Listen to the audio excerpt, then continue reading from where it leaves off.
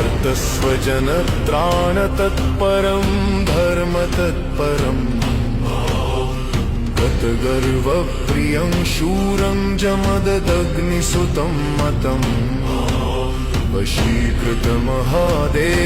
दृप्तभूपकुलान्तकम्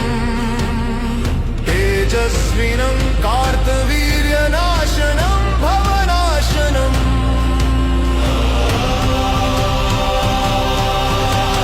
परशुं दक्षिणे हस्ते वामे च दधतं धनुः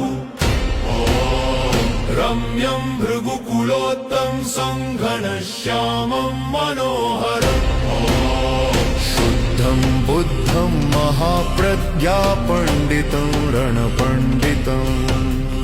रामं श्रीदत्तकरुणाभाजनं विप्ररञ्जनम्